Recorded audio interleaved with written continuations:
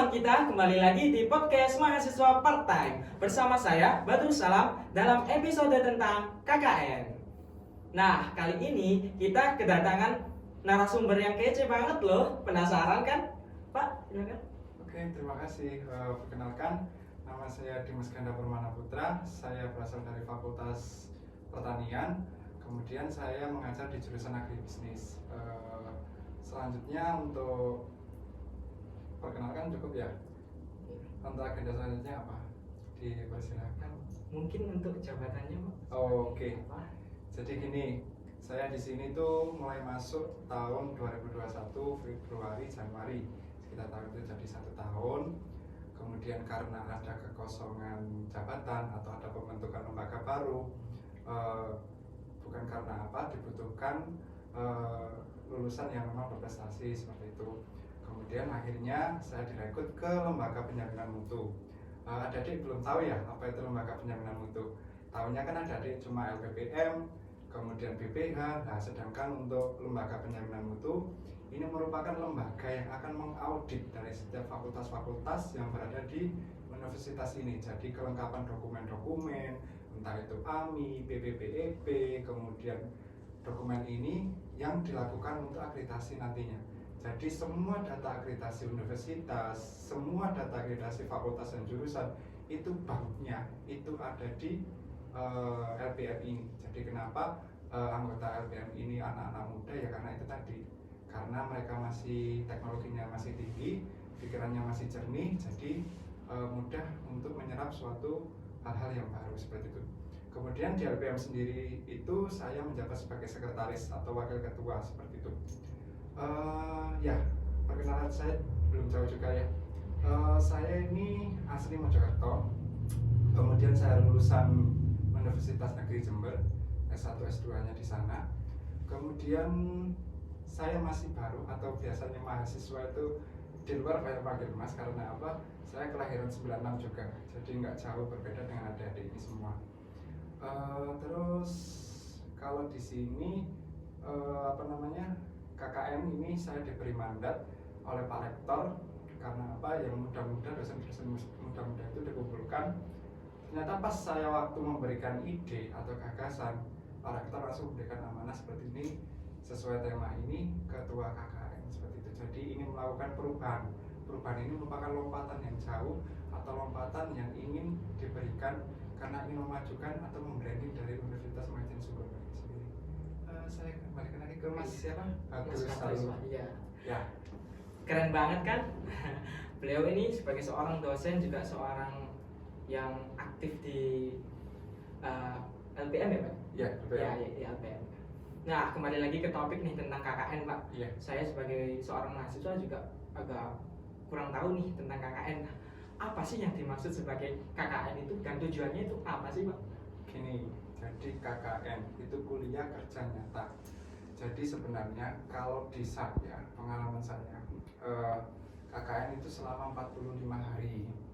Nah, tapi kalau implementasinya di Unimas, KKN ini dilakukan padat, namun untuk keberlanjutannya itu sama, ada keberlanjutannya sampai 45 hari, tapi kebiarannya itu 3 hari atau 1 minggu atau 2 minggu seperti itu, tapi dipadatkan acaranya.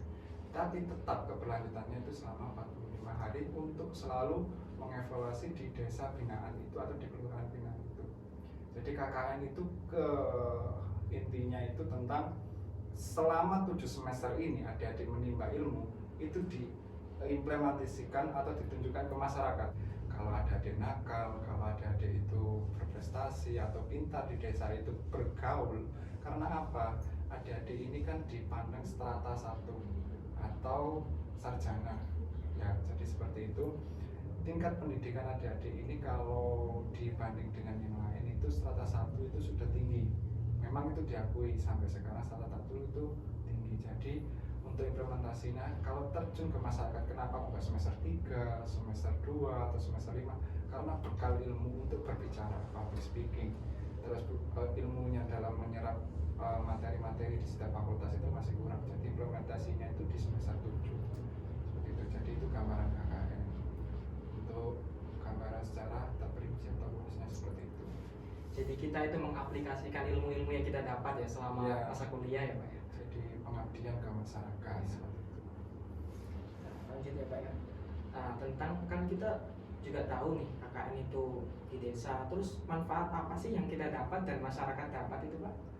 Jadi gini, setiap KKN itu memiliki tema, memiliki tujuan tersendiri. Saya nggak mau bahas tema-tema yang terlebih dahulu, tema atau apa yang bukan di periode saya, yang saya bahas di periode saya ya, karena nanti takut ada ketersinggungan atau apa seperti itu. Jadi untuk minimalisir itu, kalau di saya ini temanya kan UMKM, kemudian pasca COVID, kemudian ada revaksi ini yang tahun 2023 kabarnya. Nah, kenapa G20 sendiri itu menggencarkan UMKM atau produk lokal kita agar bersaing dengan mancanegara seperti itu. Jadi di sini saya kenapa mengangkat UMKM, kenapa menggandeng sponsor juga, yaitu tadi sponsor-sponsor ini memberikan stand, memberikan produk juga, kemudian produk UMKM itu dijadikan buzzer, ditampilkan, kemudian dikebiarkan, kemudian dengan value adik-adik yang diberikan KKN itu tidak melulu tentang materi, tapi juga ada kebahagiaan di sana. Jadi ada kegembiraan juga di sana, yaitu ada having fun, ada panggung gembira, ada color run, kemudian setiap pasar-pasar yang ditampilkan itu merupakan produk-produk unggulan dari setiap RW-RW yang berada di sana. Nah, kenapa kok kita ke kelurahan atau ke desa? Yaitu tadi kembali ke tridharma perguruan tinggi, bahwa kita itu harus mengabdikan ilmu kita kepada masyarakat, karena toh nanti adik-adik ini lulus juga terjun di masyarakat seperti itu. Oke, terus Lanjutnya, nah kalau kita dengar nih, apakah KKN itu menjadi syarat kelulusan bagi mahasiswa Pak? itu sebuah pertanyaan yang harus diklarifikasi ya. Iya. Pertanyaan itu sudah jawabannya pasti wajib, dikarenakan apa? Syarat dari Kementerian Pendidikan di Permen Nomor 9 Tahun 2004 itu sudah diatur bahwa setiap perguruan tinggi itu harus melakukan kuliah kerja nyata. Jadi terjun, benar-benar terjun, dan itu ada SKS-nya. Kalau di negeri itu 6 SKS, sama seperti skripsi, ada yang 4 SKS. Kalau di Universitas Majen Sungkono ini 3 SKS. Nah, 3 SKS itu kalau di periode saya ini 2 SKS untuk lapang, 1 SKS untuk pembekalan dan pelaporan seperti itu. Jadi kenapa adik-adik harus dijadikan satu SKS itu tadi? Kalau di kuliah kan 2, praktikumnya 1. Nah, ini dibalik, 2 untuk praktikum di lapang, yang 1 untuk materi pas pembekalan dan pelaporan itu tadi. Jadi setiap kebijakan setiap ketua KKN itu selalu didiskusikan dengan wakil rektor 1 seperti itu. Jadi kita meskipun muda yang memiliki ide kreatif, tetap kita menghormati bapak-bapak yang ada menjabati sebagai pimpinan seperti itu. Nah, kalau di KKN itu ada istilah yang namanya KKN tematik dan KKN reguler. Reguler. Iya. Oh ya. Nah, itu apa Pak? Kalau KKN tematik ini lebih ke suatu wilayah yang akan kita bangun, kita bina, kita keberlanjutan. Kalau KKN reguler itu kita sendiri yang mencari gali potensi di daerah itu. Contoh seperti ini, KKN saya ini termasuk KKN tematik, dikarenakan apa? Kita sudah memetakan kelurahan itu. Contoh kelurahan Blontok, di situ banyak sektor perikanan, kemudian keripik. Nah, kita sudah mengetahui kan bahwa di situ tuh sentralnya keripik dan perikanan. Nah, kalau KKN reguler itu kita menggali potensinya. Contoh di daerah Pacet, otomatis pas anak-anak hangout ke atas gunung, ini ternyata ada pemandangan bagus loh. Nah, itu namanya reguler, menemukan sendiri potensi desa atau menemukan potensi makanan khas desa itu. Jadi itu namanya KKN reguler yang mahasiswanya benar-benar berpikir dan menemukan potensinya. Seperti itu. Oh, jadi tematik itu kita itu mengembangkan suatu potensi deh, yang tematik. Tematik itu sudah diketahui. Oh iya. Yang waktu itu juga Pulau Rejo, oh ternyata di sana banyak kelor. Iya. Nah, ternyata itu yang diangkat. Kalau yang reguler, pure mahasiswanya yang peka terhadap masyarakat. Contoh, kalau saya di pertanian, duduk-duduk ngopi sambil sama anak karang taruna atau sama dengan petani.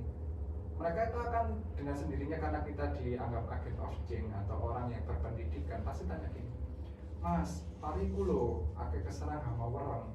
Iki ya apa Mas? Untuk menanganinya, aku wis gawe produk A, B, C sampai solar. Ini harus apa? Lah, kalau adik-adik memiliki atau menangkap dari perkuliahan, otomatis Pak pakai agen hayati atau pakai pestisida nabati.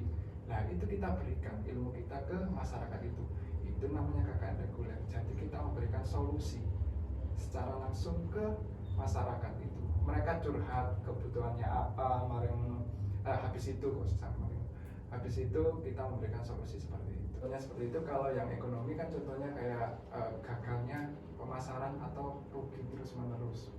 Nah, untuk rugi ini dicari apa yang menyebabkan rugi, entah itu pemborosan dari kayak kita ternak ya, seperti itu ya. Kita itu nggak menghitung asal ternak itu hidup, tapi kayak makannya, peletnya itu nggak dihitung. Nah, akhirnya di akhir harga penjualan dari produk ternak itu dengan harga pakannya itu tidak sama, itu mengalami kerugian. Itu contohnya kalau dari ekonomi. Jadi kita memberikan solusi bahwa oh ternyata pakan yang murah itu ada di toko ini, itu namanya KKN reguler. Jadi kita menggali potensi dan memberikan solusi ya ke masyarakat ya. Iya, paham lah ke sini. Iya, paham. Ya. Untuk pertanyaan selanjutnya nih Pak, selama ini KKN-nya itu pernah diselenggarakan di mana aja sih Pak? Majen Sungkono ini Pak? Sepengetahuan saya ya, karena saya kan baru juga di sini. Kalau sebelum COVID itu di tahun 2015 atau 14 kemarin, waktu saya memimpin rapat itu pernah diadakan di Nawar. Terus yang tahun kemarin itu diadakan di Malungjo dengan kapasitas 500 mahasiswa. Nah, di periode saya ini, kenapa saya bagi ke 5 kelurahan? Karena 500 peserta ini dibagi per kelurahan itu 100 anak. Jadi kalau 500 di satu kelurahan itu kan terlalu membengkak. Terus program kita itu apa? Belum bisa untuk tercapai. Jadi sebenarnya kalau saya dulu itu satu kelurahan 10 anak. Jadi dari fakultas ekonomi, kedokteran, terus perawatan, terus sama pertanian, pokok campur-campur semua, hukum. Itu kita setiap anak itu disebar ke setiap dusun. Terus pelaporan, kebetulan saya dulu itu juga kordesnya atau koordinasi desa. Jadi anak-anak pelaporan, oh aku mendapatkan masalah di bidang pendidikan seperti ini, di bidang hukum seperti ini, ekonomi ini, terus kedokteran ini. Nah, itu disatukan menjadi proker atau program kerja yang akan kita lakukan penyuluhan ke warga. Nah, itu lagi KKN apa? MAT.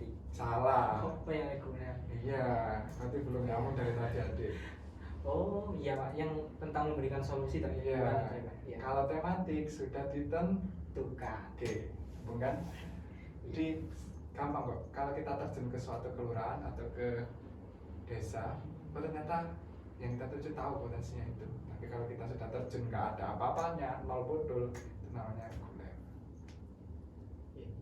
Nah, kalau kita itu KKN itu biasanya ngapain aja sih? Kalau kita sebagai seorang mahasiswa itu? Selama ini, kalau yang saya dengar, kalau KKN di sini itu sudah ada program kerjanya. Nah, kalau di sini tahun ini juga di kepemimpinan saya juga disediakan program kerjanya. Dikarenakan apa? Kita ketahui sendiri adik-adik ini banyak yang bekerja juga seperti itu. Jadi untuk mempermudah itu kita berikan kemudian untuk program kerja sudah dibentuk oleh panitia. Nanti untuk penggalian lebih lanjutnya itu ada di mahasiswa yang memberikan pengertian ke masyarakat seperti itu. Nah Pak, untuk KKN-nya sendiri nih kan itu kan dibagi dicampur ya. Kenapa kok nggak disatu-satukan, fakultas ekonomi sendiri, hukum sendiri, itu kenapa Pak? Jadi gini, kenapa itu harus dicampur? Kita itu kan satu kesatuan. Iya. Universitas Majen Sungkono. Bukan untuk korsa atau untuk apa, untuk kerekatan. Tapi memang setiap ketua itu memiliki pandangan sendiri-sendiri. Kenapa dicampur? Yaitu tadi lintas ilmu. Masyarakat itu tidak hanya membutuhkan satu ilmu, di masyarakat itu membutuhkan berbagai ilmu. Jadi itu tadi tujuan saya seperti itu. Setiap UMKM kan di sini, oh ternyata UMKM ini belum ke daftar NIB, belum ke daftar halal, belum ke daftar PIRT di satu kelurahan. Ternyata dia selain mempunyai masalah di bagian hukum, pemasarannya ternyata juga sulit. Gak mungkin kan anak hukum menjawab pemasaran. Nah, produknya itu gampang basi. Gak mungkin kan dua fakultas ini menjawab basi ini kenapa, jelas anak pertanian, karena jamur atau karena apa, bakteri. Kemudian yang anak FKIP ya tentang kependidikannya itu tadi. Jadi seperti itu, kenapa tujuannya di change agar selain kita kenal ke sesama teman, ya itu tadi ilmunya biar merata di kelurahan itu atau di desa itu. Oh, jadi kita itu digabung semuanya supaya agar lebih memberikan solusi kepada masyarakat ya Pak? Iya, jadi saling melengkapi lah, seperti itu. Nah, kebanyakan dari mahasiswa kita kan para pekerja Pak. Nah, sistematika KKN bagi para pekerja ini gimana sih? Kan kebanyakan kan mahasiswa sini kan full time kerjanya, gimana sistematikanya? Nah, kalau sistematika itu kan ada surat izin bahwa dia memang tidak bisa meninggalkan pekerjaannya. Harus digarisbawahi, dia yang PNS, dia yang Polri, atau dia yang TNI. Tapi kalau pabrik, kenapa kita mengambil 3 hari, nggak full 1 bulan, 45 hari atau 1 minggu? Yaitu tadi, kita mengambil di free day atau hari libur, yaitu tadi akan mereka bisa ikut dengan ada surat izin dari kita. Nah, untuk konsekuensinya, otomatis mereka kan nggak mengeluarkan keringat, nggak mengeluarkan tenaga. Mereka itu memberikan ganti berupa door prize itu tadi. Kita tidak menerima berupa bentuk uang, tapi kita menerima dalam bentuk barang seperti itu. Jadi pure dari mahasiswa kembali ke mahasiswa seperti itu. Itu kan yang diharapkan oleh adik-adik semua. Cukup sekian Pak dari sini, dari penjelasan dari Pak Dimas tadi cukup menambah ilmu dari kita. Nah, KKN itu bagaimana, sistematikanya bagi para pekerja gimana.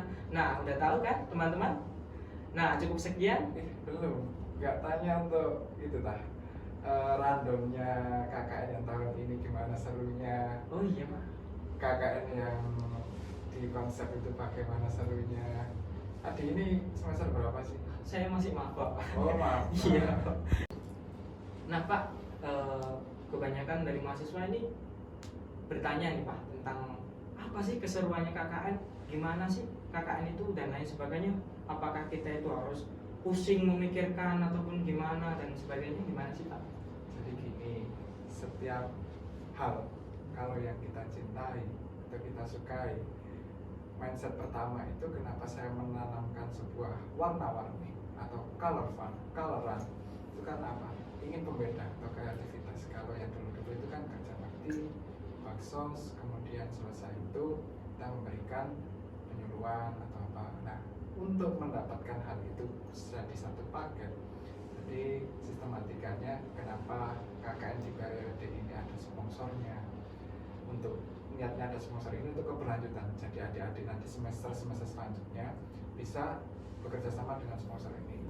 Terus untuk acara demonstrasi, di sini ada demonstrasi loh nanti. Jadi adik-adik ini semua yang di semester 7 ini melakukan demonstrasi. Demonstrasinya ini apa? Masak-masak bareng, makan-makan bareng dengan warga. Kemudian selain menggali UMKM-nya itu, kita mencicip-cicipi makanan yang berada di sana. Nah, itu kan ada cita rasa yang berbeda ternyata. Oh Pak, ternyata rasa yang paling enak itu gini loh. Akhirnya kan produk itu bisa terlengkapi atau mendapatkan syarat seperti itu. Itu untuk demonstrasi. Acara selanjutnya yaitu tentang rumah sehat. Nah, di sini rumah sehat itu kenapa?